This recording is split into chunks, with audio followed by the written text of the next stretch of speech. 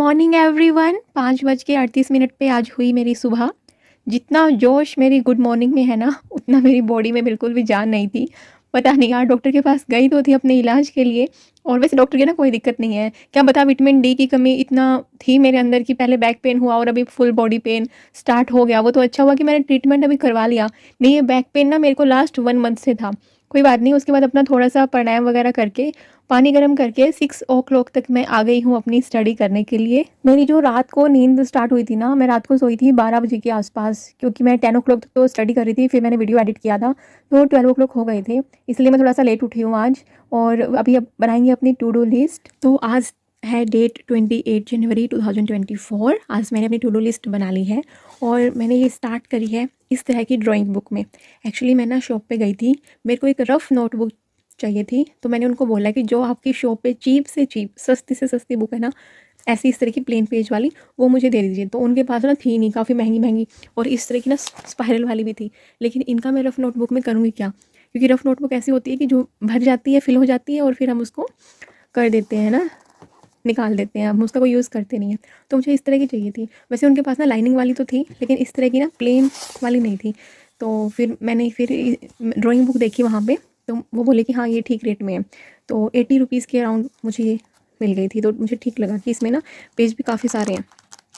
तो मुझे ना रफ़ लाइनिंग वाली अच्छी भी नहीं लगती। अब ना हैबिट छूट चुकी है, और वो हैबिट कब छूटी, जब मैं हरियाणा के कंप्यूटर साइंस पीजीटी के लिए डिस्क्रिप्टिव की तैयारी कर रही थी। जो हरियाणा वाले उनको पता होगा कि पहले एस्टेट होता है, स्क्रीनिंग होता है, फिर डिस्क्रिप्टिव होता है। लेकिन वो भर्ती कोर्ट केस में चली गई, इस वजह से मैं इस यूपीएससी की तैयारी में आई हूँ। और टू डू लिस्ट में मैंने क्या क्या बनाया है, सबसे पहले मैं करने वाली हूँ एनवायरनमेंट एंड इकोलॉजी। फिर मैं करने वाली हूँ करंट अफेयर। फिर जो करंट अफेयर मैं करूँगी उसके मैं क्विज़ करूँगी, जो कि मैं ऑनलाइन साइट से करती हूँ, है ना। आप किसी भी साइट से कर सकते हैं, दुनिया भर की साइट है। और फिर मैं राइटिंग स्किल के लिए क्या करती हूँ, मैंने कल शाम को भी शायद आपको बताया था कि जब भी राइटिंग स्किल ना मैं अभी से मैंने स्टार्ट करती हैं, लेकिन मैं अभी 10 मिनट ही देती हूँ इस चीज़ को ना। जो भी मैं एडिटोरियल पढ़ती हूँ ना, उसको मैं अपनी भाषा में, अपनी लैंग्वेज में लिखने का ट्राई करती हूँ। ठीक है, 5 मिनट 10 मिनट जितना मुझे याद रहे, ज़्यादा याद भी नहीं रहता ना एडिटोरियल, 2 बार पढ़ने के बाद कितना याद रहेगा। लेकिन जितना भी याद रहता है मैं कोशिश करती हूँ कि मैं उसको लिखूँ अपनी अपनी भाषा में। इससे क्या होता है कि आपकी ना सोचने की शक्ति बढ़ती है, क्योंकि अगर आपको कुछ चीज़ें याद रहेंगी तभी आप लिख पाओगे, और उसके लिए आपको सोचना पड़ेगा। और सबसे मेन बात, फिर आपको ये पता लगता है कि इतने सारे में से इंपॉर्टेंस क्या है और क्या लिखना है। तो मैंने राइटिंग स्किल ना अभी से स्टार्ट कर दी है, जबकि मेरा एग्ज़ाम 2025 में होना है, प्री होगा फिर मेंस होगा। लेकिन कोई बात नहीं, राइटिंग स्किल कहीं ना कहीं तो काम आएंगी, और रोज़ की 10 मिनट देने में जाते हैं क्या है। अभी हमें लग रहा है कि 10 मिनट्स हैं, लेकिन वो आगे जाके ना बहुत बेनिफिशियल होने वाली हैं। उसके बाद मैं ना रिवीजन करती हूँ, जो मोस्टली मेरा सेशन रात के टाइम पे होता है, रात को 8 o'clock या 7 o'clock के अराउंड, जैसे भी टाइम मिलता है। ये वाला सेशन मस्ट है। कभी आपका ये वाला भी छूट जाए ना, कोई बात नहीं, लेकिन ये ज़रूर ज़रूर करना है। और मैं ना इतनी लेट इसलिए पढ़ाई शुरू करी है, क्योंकि रात को मैंने ना पहले न्यूज़पेपर रीड किया था, फिर थोड़ी सी रिवीजन भी करी थी, फिर व्लॉग अपलोड किया था आप लोगों के लिए।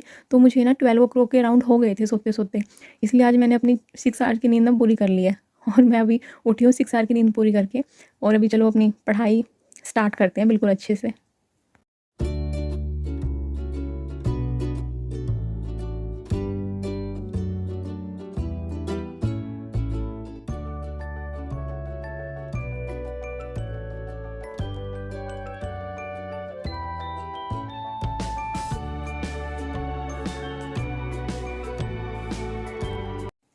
एक चीज़ की जो अभी से प्रैक्टिस आप लोग कर लेना, कि जैसे कई लोग ना, जैसे हम सब व्हाट्सएप पे ना शॉर्ट लिख देते हैं। जैसे हमें मैनेजमेंट लिखना होता है तो हम एमजीटी लिख देते हैं, जनरली लिखते हुए भी हम ऐसा कर देते हैं। कमेटी को लिखना होता है तो हम COMT ऐसे लिख के छोड़ देते हैं। लेकिन अभी हमें ऐसी प्रैक्टिस नहीं करनी। मेरे को रफ काम भी करना होता है ना, तो अभी मैं पूरा प्रॉपर लिखती हूँ, पूरी प्रॉपर स्पेलिंग, और सेम ऐसे लिखती हूँ। तो अगर आपकी ये हैबिट है ना कि आप शॉर्ट फॉर्म में निपटा देते हो, तो वो चीज़ें मत करना, ठीक है ना। जैसे गवर्नमेंट को GOVT. ये कोई चीज़ ऐसी होती है कि जो समझने लायक होती है, जो शायद चल भी जाएँ, लेकिन बहुत सारी चीज़ें होती हैं, आप हर किसी को ऐसे शॉर्टकट में नहीं लिख सकते। तो आप ये वाली हैबिट ना अभी से इनकलकेट कर लेना। एक क्षण के लिए भी यह मत सोचो कि तुम कमज़ोर हो। हम सभी के भीतर एक आंतरिक शक्ति का भंडार छिपा है। आप तब तक नहीं हार सकते जब तक आप कोशिश करना नहीं छोड़ देते। इसलिए कोशिश करते रहिए।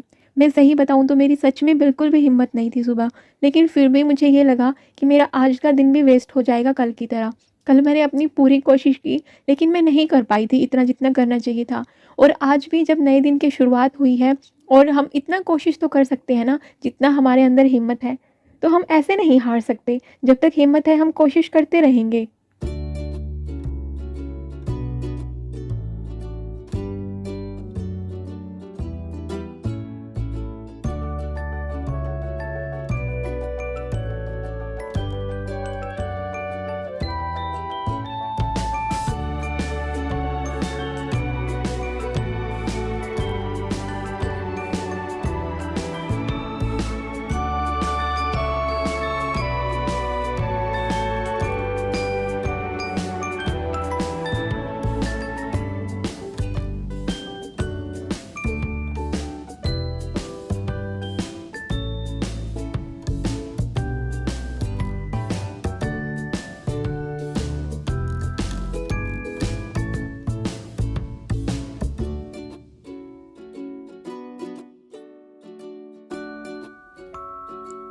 सेवन 23 पे मैंने लिया अपना पहला ब्रेक। इस ब्रेक में मैं थोड़ा-सा बॉडी को स्ट्रेच करूँगी, काफ़ी देर से बैठी हुई हूँ। उसके बाद मैं बाहर जाऊँगी, देखूँगी कि बाहर का मौसम कैसा है।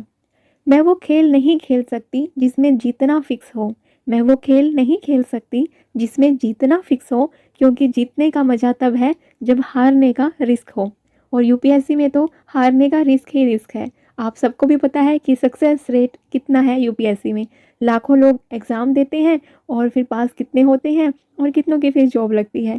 बट कोई बात नहीं, हमें अपनी मेहनत करनी है, हमें अपनी मेहनत पे विश्वास रखना है, अपने भगवान पे विश्वास रखना है। अब हम टुकड़ों में जी रहे हैं, जी हाँ, अब मेरी पढ़ाई जो है वो टुकड़ों में हो रही है। 7:30 तक ही मेन टाइम होता था, वो पीक टाइम होता था जब मेरी पढ़ाई बहुत अच्छी होती थी, जब मैं 2 बजे, 1 बजे, 3 बजे उठ जाती थी। आज मैं उठी इतना लेट हूँ क्योंकि सोई इतना लेट थी, तो पढ़ाई अभी 7:30 के बाद बहुत टुकड़ों में होगी, क्योंकि हाउस हेल्पर्स का टाइम भी अभी का है। बेटा भी अभी थोड़ी देर में उठ जाएगा, फिर उसका आना जाना स्टार्ट हो जाएगा, फिर कोई इधर-उधर का काम स्टार्ट हो जाएगा। वैसे ना अभी इन 2 दिनों से ना मैं काम बहुत ही कम कर रही हूँ, क्योंकि किचन में भी मैं बहुत कम ही जा रही हूँ, सारा काम ना कुक ने ही सँभाला हुआ है।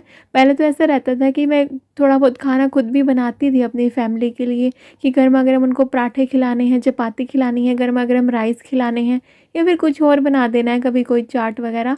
लेकिन अभी 2 दिन से ना मेरी हिम्मत बिल्कुल जवाब दे रही है, तो मैं वो भी नहीं कर पा रही हूँ। बट ठीक है, हम ना जितना भी होगा करेंगे। जिन लोगों ने हमें संघर्ष करते देखा है, वही हमारी सफलता की सच्ची कीमत समझेंगे। बाकी तो हमें किस्मत वाला ही समझेंगे।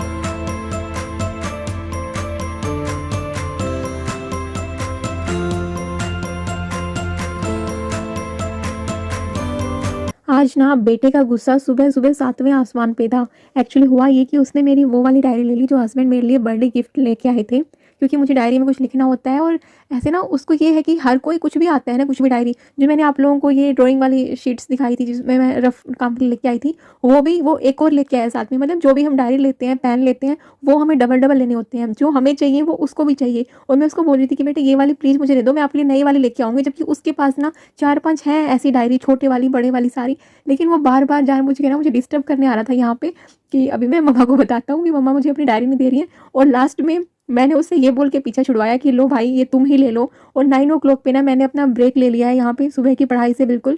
उसके बाद मैं थोड़ा-सा इन लोगों के साथ बैठी हूँ, बातें करी हैं। फिर 10 ओ क्लॉक पे, 10 ओ क्लॉक पे मेरी ना हिंदी इंग्लिश मिक्स हो रही है यार, पता नहीं, मैं ना कुछ बनावटी नहीं बोल सकती, जो मन में आता है जिस टाइम पे ना मैं बोल देती हूँ। क्योंकि मुझे पता है यार, हमारी ना पहली जो प्रेफ़रेंस है ना वो हिंदी है। हम हिंद भाषी हैं, हम हिंदुस्तानी हैं, तो हिंदी तो होनी चाहिए। भले ही हम एग्ज़ाम लिख रहे हैं इंग्लिश में और हमने इंग्लिश पढ़ी है, आती है, थोड़ा बहुत बोल भी लेते हैं, अंग्रेज़ नहीं है तो क्या हुआ। बट ठीक है, बाईलैंग्वेज अपना चलता रहेगा ना, और ताकि आप लोगों से और भी अच्छे से मैं कनेक्ट रह पाऊँ। और फिर बस फटाफट ब्रेकफ़ास्ट किया, और मुझे इतना अच्छा नहीं लग रहा था आज ना, पता नहीं क्यों बॉडी ना साथ नहीं दे रही उतना, जितना पहले के दिनों में होता था कि मैं 2-3 बजे उठ जाती थी। तो मुझे लग रहा था यार, मैं ना आप लोगों को मोटिवेट करने के लिए आई थी, मैं क्या ही मोटिवेट करूँगी, मैं तो खुद, मैं डिमोटिवेट नहीं हुई हूँ, बस बॉडी थोड़ा-सा साथ नहीं दे रही यार। पता नहीं विटामिन डी की कमी इतनी खतरनाक हो सकती है क्या? काफ़ी ख़तरनाक है यार। तो पूरी मेरा हिला दिया है मेरा सिस्टम ना, बिल्कुल पूरा रूटीन ही बिगाड़ के रख दिया। कोई बात नहीं, हम हिम्मत करेंगे। उसके बाद ना मैं जाके सोने अभी जाऊँगी और उसके बाद मैं उठी हूँ 1 ओ क्लॉक पे, दोपहर के टाइम पे। सबसे अच्छी बात ये है कि यार मेरे पास ना बहुत अच्छी फैमिली है, वो मुझे ऐसे डिस्टर्ब नहीं करती। जब मैं उनको बोल देती हूँ ना कि मेरी तबीयत ठीक नहीं है और मैं सो जाती हूँ, तो कोई भी मुझे डिस्टर्ब करने नहीं आता। जब कोई भी काम हो वो खुद कर लेते हैं और बच्चे को भी हैंडल कर लेते हैं, उसको भी नहीं आने देते मेरे पास में। तो मैं बहुत लकी हूँ इस मामले में ना। और उसके बाद फिर मैं उठी हूँ, उठने के बाद ना फिर मुझे याद आया कि यार मैंने तो ना आज मेडिसिन ली नहीं। फिर बेटा मुझे यहाँ पे ना मेडिसिन दे रहा है और फिर हम लोगों ने ना थोड़ा-सा फैमिली टाइम स्पेंड किया, थोड़ा-सा नमकीन खाई। वो 10 रुपए वाला पैकेट आता है ना, और बड़ी अच्छी लगी ना, थोड़ी-थोड़ी सबने खा ली। मेरा तो इतना मन भी नहीं था, बट ठीक है, सबके साथ ना थोड़ा-सा मन अच्छा हो जाएगा। उसके बाद ना इन लोगों को ना शादी के लिए शॉपिंग करने जाना था। हालाँकि करनी मुझे भी थी, मेरी भी रहती है, लेकिन मेरी हिम्मत नहीं थी, मैं फिर कभी जाऊँगी करने के लिए। और मैं इन लोगों के जाने के बाद ना थोड़ा-सा अपना न्यूज़पेपर रीडिंग के लिए आ गई हूँ।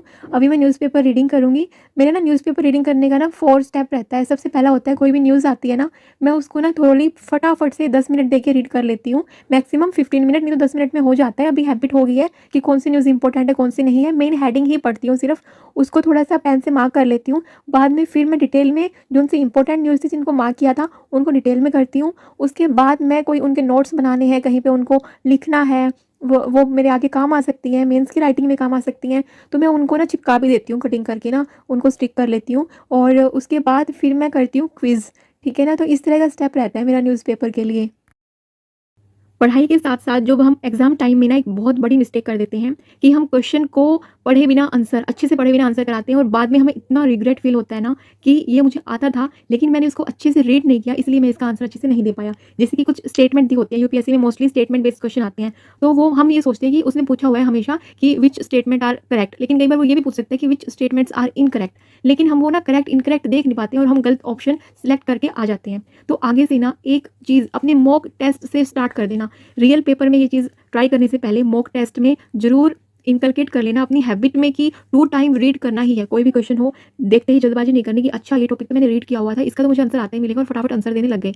नहीं, 2 बार ही उसको रीड करना है और ये मस्ट है, ये आप ठान लेना। आपकी जो ये बिग मिस्टेक होने से ना 99.9% बच जाएगी। नहीं तो कोई ना कोई क्वेश्चन में आप एक भी क्वेश्चन में मिस्टेक कराओगे ना, आप उसका बहुत रिग्रेट करने वाले हो बाद में। इसलिए ये वाली हैबिट इनकलकेट कर लेना मॉक टेस्ट के टाइम पे। जब भी मॉक टेस्ट दोगे तो कोई भी क्वेश्चन होगा उसको 2 बार एटलीस्ट रीड करोगे, फिर उसको आंसर करोगे। I know cracking UPSC is a big thing, but choosing to crack UPSC is bigger thing. आप अभी किसी भी एग्ज़ाम की तैयारी कर रहे हो तो congratulation, you are a warrior. क्योंकि एग्ज़ाम क्लियर हो या ना हो, लेकिन एग्ज़ाम की प्रिपरेशन के बारे में सोचना कि मुझे ये एग्ज़ाम देना है, यही अपने आप में बहुत बड़ी बात है। बात सिर्फ इस एग्ज़ाम तक सीमित नहीं है। एक मेरे पास कमेंट आया था कि मैं बैंकिंग की तैयारी कर रही हूँ, लेकिन मुझे टाइम नहीं मिल पा रहा कि मैं न्यूज़पेपर को बहुत जल्दी रीड कर पाऊँ, मतलब टाइम बहुत लग जाता है।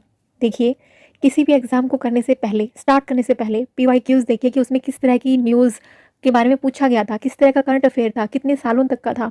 आप स्टार्टिंग में कुछ यूट्यूब वीडियो का सहारा भी ले सकते हैं। अगर आप बिल्कुल न्यू सिरे से न्यूज़पेपर स्टार्ट कर रहे हैं, आपने इससे पहले कभी इस तरह की न्यूज़ नहीं पढ़ी या न्यूज़पेपर रीडिंग की हैबिट नहीं थी, तो स्टार्टिंग में आप वीडियोज़ देखिए, जिसमें आप लोगों को ना पता लगेगा कि हाँ, जो चैनल वाले हैं, किसी भी यूट्यूब वाले, फ्री वाली देखिएगा, तो कुछ चीज़ें ना फ्री में की भी बहुत अच्छी हैं। तो आपको पता लगेगा कि हाँ, इस चीज़ के बारे में मुझे पढ़ना है। लेकिन अगर आप खुद से न्यूज़पेपर पढ़ने की आदत डाल लेंगे धीरे-धीरे, तो वो आपके लिए बहुत अच्छी रहेगी। क्योंकि आप ना फिर इतने सारी चीज़ों में से ना इम्पोर्टेंट चीज़ें निकालना सीख जाएँगे, जो कि किसी भी एग्ज़ाम के लिए नीड होती है। इसलिए न्यूज़पेपर रीडिंग बहुत ज़रूरी है, लेकिन स्मार्टली आप इस तरीके से कर सकते हैं, जैसे मैंने आपको अपने स्टेप बताए हैं अभी थोड़ी देर पहले कि मैं किस तरीके से स्मार्टली न्यूज़पेपर के स्टेप वाइज़ रीड करती हूँ और फिर क्विज़ भी करती हूँ साथ में। यहाँ पे मेरी मैगी बन चुकी है। यहाँ पे पूरी फैमिली ने ना हेल्प करी है मैगी बनाते हुए। ऐसे ना अच्छा लगता है कि पूरी फैमिली आपको सहयोग दे रही है और मैं भी ऐसे ना कुछ भी बनाते हुए अपने ईयर्स में ईयरफ़ोन लगा के और मैं सुनती रहती हूँ। आप ना अपनी कुछ लिस्ट बनाइएगा, प्लेलिस्ट, जिसमें आप कुछ इंपॉर्टेंट चीज़ें या कुछ ऐसे ना फैक्ट या फिर कुछ ऐसी यूट्यूब चैनल जो कुछ अच्छी चीज़ें बता रहे हैं, वो आप ऐसे टाइम पे सुन सकती हैं।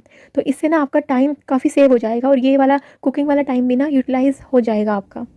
फाइनली 7 बजने वाले हैं और एक और दिन समाप्ति की ओर, लेकिन दिन को समाप्त होने से पहले हम करेंगे रिवीजन। रिवीजन करने से पहले यहाँ पे मैं कुछ कर रही हूँ, क्या कर रही हूँ अभी आपको दिखाती हूँ। मैं आपको अभी दिखाऊंगी कि मैंने क्या स्टिक किया है यहाँ पे। एक्चुअली मैंने जो सब्जेक्ट्स हैं ना यूपीएससी के प्रीलिम्स और मेंस के लिए, उसको इस तरीके से प्रिंट आउट में लिया है, कलर्ड प्रिंट आउट में, और इसको मैंने 2 पेज पे करवाया प्रिंट आउट। और एक को मैंने यहाँ पे स्टिक कर दिया। इसको कहाँ पे स्टिक करना है वो देखेंगे। बेसिकली मैं आपको दिखा देती हूँ कि इसमें है क्या। कैमरे को फोकस करने दो, फोकस हो गया, ओके। वाइट बॉक्स में जो भी हैं वो हैं जो प्री और मेन दोनों में आएंगे। येलो बॉक्स में वो हैं जो सिर्फ प्री में आएंगे। ब्लू बॉक्स में वो हैं जो सिर्फ और सिर्फ मेंस में आएंगे। इससे रहेगा क्या कि हमें माइंड में क्लैरिटी रहेगी अपनी तैयारी करते हुए कि किसकी हमें सिर्फ प्री ओरिएंटेड तैयारी करनी है, किसकी सिर्फ मेंस ओरिएंटेड तैयारी करनी है, और किसकी प्री और मेंस दोनों की इंटीग्रेटेड तैयारी करनी है। Now I am feeling quite good. सुबह से हालत बहुत ख़राब थी बट अभी हालत बहुत अच्छी है। तो अच्छे तरीके से अपना रिवीजन करेंगे, उसके बाद 8:30 के अराउंड में सो जाऊंगी, क्योंकि मुझे ना सुबह की जो पढ़ाई होती है ना वो ज़्यादा अच्छी लगती है। मुझे लेट उठना बिल्कुल अच्छा नहीं लगता। जिस दिन मैं 2 बजे 3 बजे उठ जाती हूँ ना, मतलब मेरा उस दिन का जीवन सफल हो जाता है, क्योंकि मुझे सुबह उठ के तैयारी करना बहुत अच्छा लगता है।